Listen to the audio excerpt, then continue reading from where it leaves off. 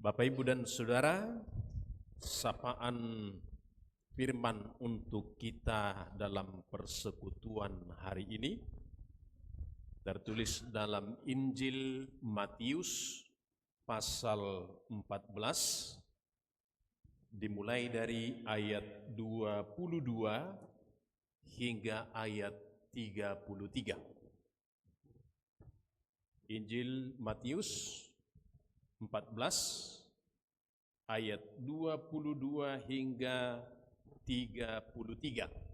Mari kita membaca secara bergantian dengan judul perikop Yesus berjalan di atas air. Sesudah itu Yesus segera mendesak murid-muridnya naik ke perahu dan mendahuluinya ke seberang. Sementara itu ia menyuruh orang banyak pulang. Setelah orang banyak itu disuruhnya pulang, Yesus naik ke atas bukit untuk berdoa seorang diri. Menjelang malam, ia sendirian di situ. Perahu murid-muridnya sudah beberapa mil jauhnya dari pantai dan diombang-ambingkan gelombang karena angin sakal. Kira-kira jam 3 malam datanglah Yesus kepada mereka berjalan di atas air. Ketika murid-muridnya melihat dia berjalan di atas air, mereka terkejut dan berseru, "Itu hantu!" Lalu berteriak-teriak karena takut. Yesus segera berkata kepada mereka, "Tenanglah, ini aku, jangan takut."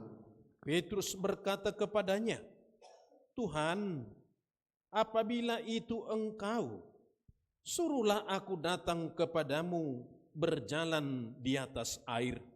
Kata Yesus, "Datanglah." Petrus turun dari perahu dan berjalan di atas air dan mendatangi Yesus. Tetapi ketika dirasanya tiupan angin, takutlah ia dan mulai tenggelam. Lalu berteriak, "Tuhan, tolonglah aku." Segera Yesus mengulurkan tangannya, memegang dia dan berkata, "Hai orang yang kurang percaya, mengapa engkau bimbang?" Lalu keduanya naik ke perahu dan angin pun reda. Orang-orang yang ada di perahu menyembah dia. Katanya, "Sesungguhnya engkau anak Allah." Demikian menyapa kita dengan tema tenanglah, jangan takut. Tentunya Bapak, Ibu, dan saudara-saudara, rasa takut pasti ada bagi kita. Karena rasa takut itu manusiawi. Namun ketika kita merasakan ketakutan, tentunya perikop ini akan membantu kita bagaimana mengurainya, mengatasinya. Karena perikop ini mengajak kita percaya sepenuhnya kepada Tuhan yang memegang kendali kehidupan kita seperti apapun badai yang menyerang, yang kita alami, bahkan yang sudah kita lalui. Kita percaya, kita bersaksi, semua karena pertolongan Tuhan. Mengikut Yesus sama seperti para murid ini bukan berarti terlepas dari segala tantangan, terlepas dari segala kemelut. Perahu tidak akan dilanda badai ataupun gelombang. Tapi yang Yesus jamin dalam perjalanan perahu itu adalah selamat sampai ke tujuan. Dan ini yang menjadi pegangan kita nantinya bagaimanapun kehidupan kita, di dalam Yesus Tuhan kita, selamat sampai ke tujuan. Apa yang diungkapkan dalam perikop kita hari ini, dimulai dari ungkapan sesudah itu, Yesus segera mendesak murid-muridnya naik ke perahu. Sesudah itu, yaitu sesudah Yesus memberi makan 5.000 orang, hanya laki-laki. Jadi sebelum perikop kita ini, mujizat memberikan makan 5.000 orang dengan 5 roti dan 2 ikan. Itu telah terjadi.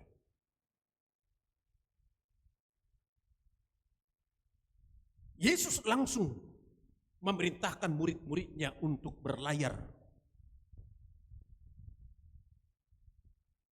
menuju pantai Galilea tanpa ada waktu merayakan suasana yang begitu besar, mujizat yang sudah terjadi. Tidak sempat merayakan itu. Agar perjalanan itu, sebagaimana Tuhan mendesak para murid untuk pergi, semuanya mereka tunduk dan melakukannya. Nah, selanjutnya apa yang diungkapkan dalam perikop kita ini tentang perjalanan perahu para murid ini, dilanda badai, angin sakal.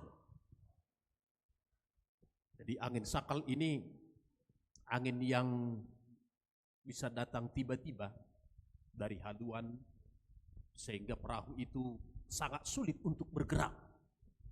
Ditambah lagi dengan gelombang yang besar. Artinya, walaupun para murid ini, beberapa murid berpengalaman sebagai penjala ikan, tapi keadaan ini di luar kendali. Itu sebabnya ketakutan itu datang. Kekhawatiran itu tiba. Melihat, mengalami suasana yang begitu besarnya mereka hadapi ketika itu. Nah, apa yang mau kita lihat dari perintah Yesus ini untuk pergi naik ke perahu untuk menyeberang? Karena Yesus yang menyuruhnya, yang memerintahkannya, berarti Yesus juga akan menyertainya. Walaupun prosesnya terkadang begitu sulit, di luar kendali. Tapi jaminan dari Yesus, penyertaan itu, pertolongan itu tiba pada waktunya. Artinya bahwa pertolongan Tuhan tidak akan pernah terlambat.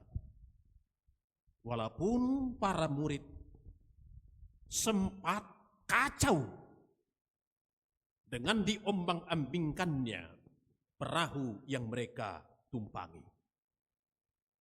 Ketika kita berada dalam suasana seperti ini, suasana yang sulit, situasi yang benar-benar mengkhawatirkan, bukan berarti kita berada di tempat yang salah. Bahkan mungkin Tuhan menginginkan kita di tempat itu agar kuasa Tuhan nyata melalui kemelut yang ada, melalui kejadian yang kita alami.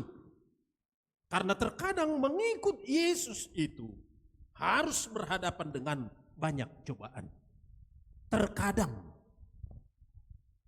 Tapi yang menjadi kata akhir dari semuanya adalah kita dimampukan melewatinya. Sehingga kita tetap tiba di tujuan dengan selamat Sehingga berhadapan dengan situasi yang kacau itu, ketika kita juga mengalaminya, kita tidak akan mengutuk keadaan. Kita tidak akan mencercanya. Karena melalui keadaan yang seperti itu, bahkan kita ditempatkan di sana untuk mengalami kuasa Tuhan yang lebih besar lagi. Sama seperti para murid ini, menjadi kesaksian bagi kita orang percaya. Bagaimana Tuhan menolong? Bagaimana Tuhan menjamin seperti itu adanya? Hendak ditumbuhkan iman percaya kita kepada Tuhan, bahwa Ia menyertai di semua tempat, di segala keadaan yang kita alami. Oleh karena itu, ibu bapak dan saudara-saudara, ketika kemelut itu terjadi, perkara kehidupan kita yang tidak mudah kita alami, biarlah kisah ini mengingatkan kita agar tetap bertahan. Kisah ini mengingatkan kita berpengharapan bahwa pertolongan Tuhan pasti datang. Pertolongan Tuhan pasti kita alami. Dengan menantinya dengan tekun dalam iman percaya kita bahwa Tuhan turut bekerja untuk mendatangkan kebaikan bagi kita yang percaya. Selanjutnya Yesus datang dalam situasi yang kacau itu. Ia berjalan di atas air. Ayat 25, kira-kira jam 3 malam datanglah Yesus kepada mereka berjalan di atas air. Kira-kira jam 3 malam. Inilah shift terakhir di malam hari. Karena dalam zaman kerajaan Roma, untuk jaga malam itu ada 4 shift, dan inilah shift yang terakhir, jam 3 hingga sampai jam 6. Dan inilah malam yang paling pekat, di mana orang terlelap tidur.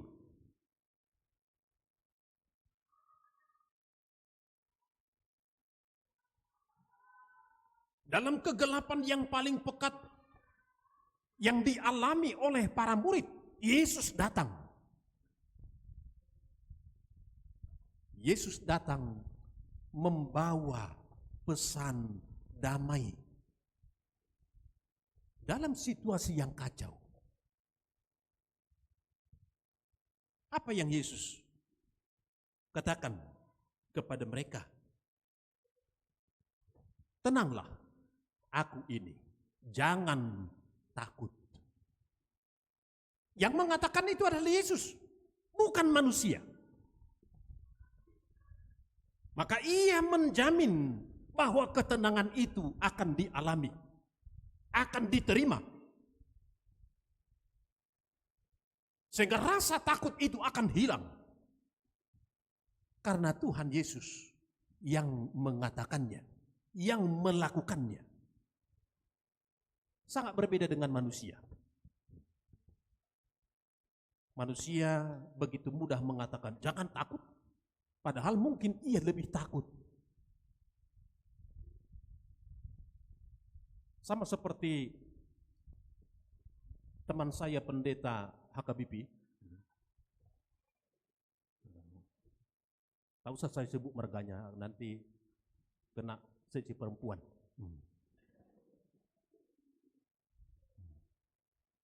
Ketika ditempatkan di sebuah desa, mereka pulang dari ibadah rumah tangga sekitar jam 11 malam di rumah. Begitu istri pendeta ini langsung menuju ke dapur. Ia berteriak begitu keras dan berlari masuk ke kamar. Dan pendeta ini menghampirinya. Ada apa? Karena sudah pucat, jangan takut. Begitu istrinya berkata, ada hantu di dapur. Wajah pendeta pun sudah berubah.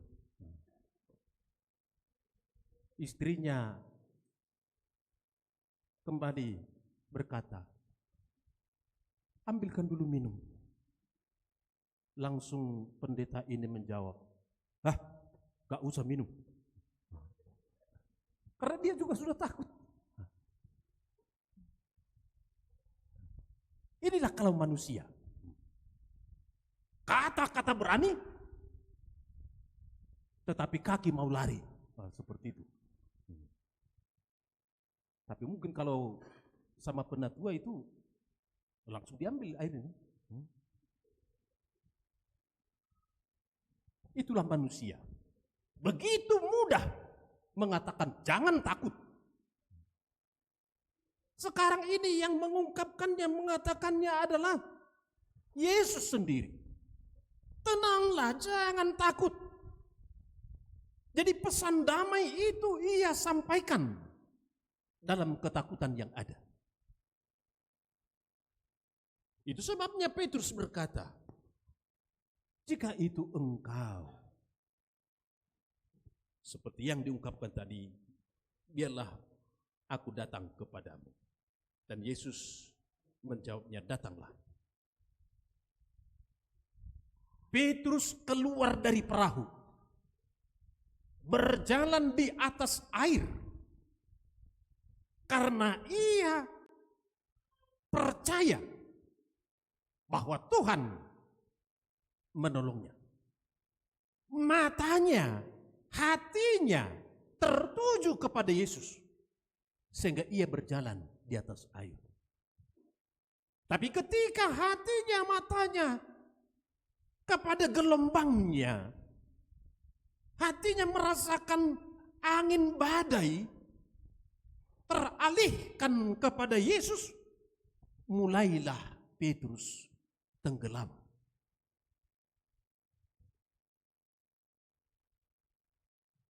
Ini sangat dalam yang mau diungkapkan sebagai pengajaran bagi kita.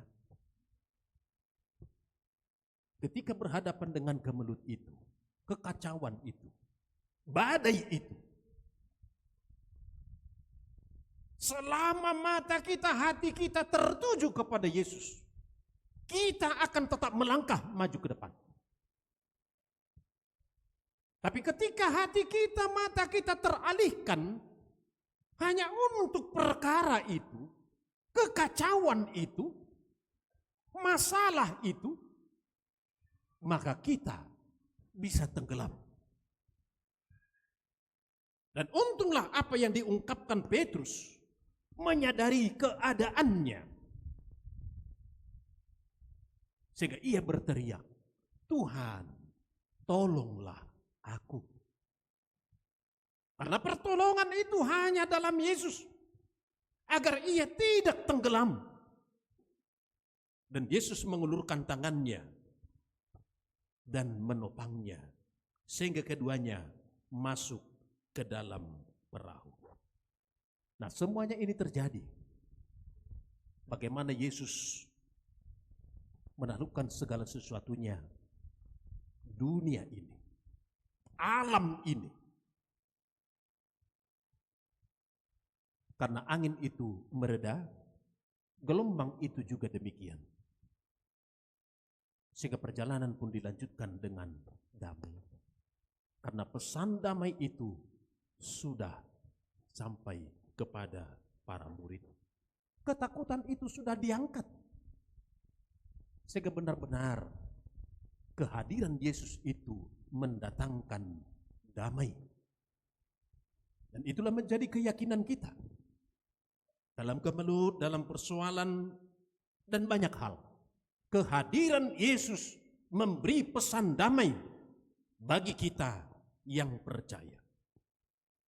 Selanjutnya juga apa yang diungkapkan dalam perikop kita ini, bahwasanya badai kehidupan itu juga terjadi bagi semua orang, di mana saja, kapan saja, bahkan secara tiba-tiba.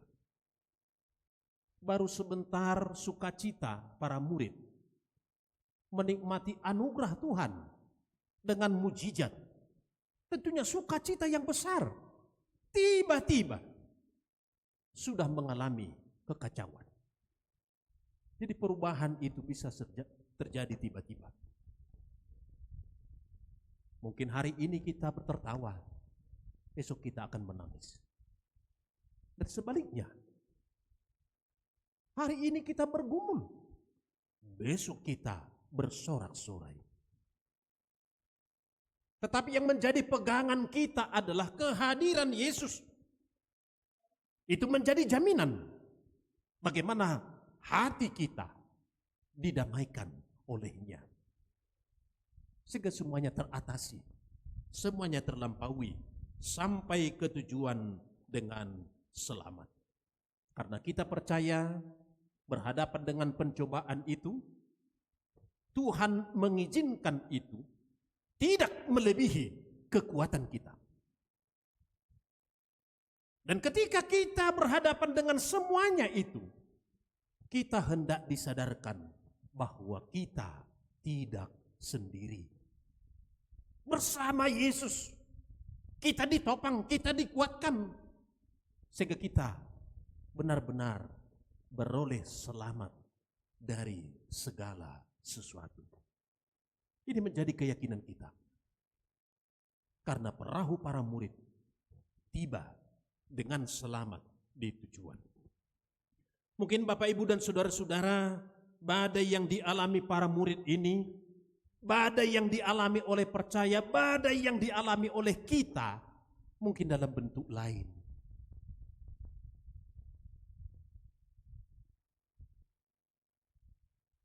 Apakah terjadi badai ekonomi?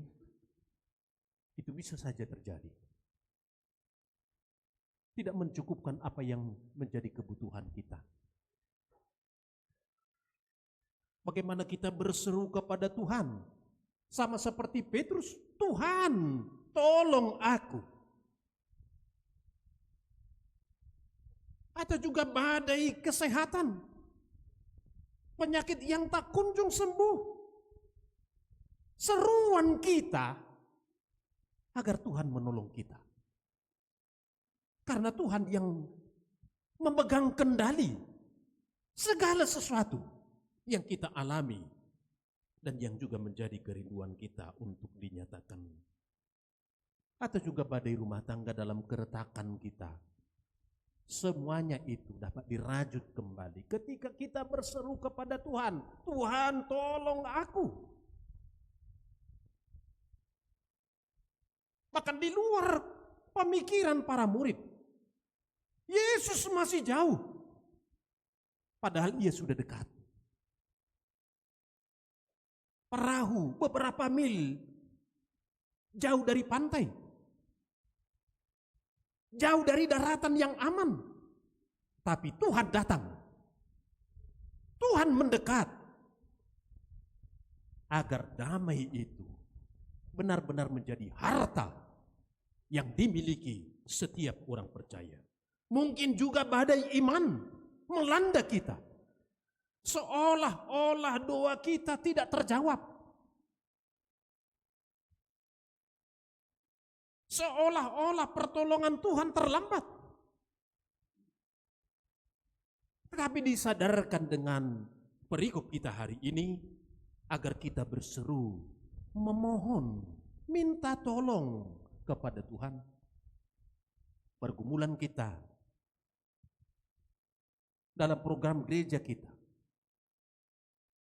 pengadaan dana yang begitu besar, apa yang hendak kita ungkapkan melalui panitia dan segenap kita, dan juga para pemerhati yang terberkati, kita juga berseru, Tuhan, tolong kami.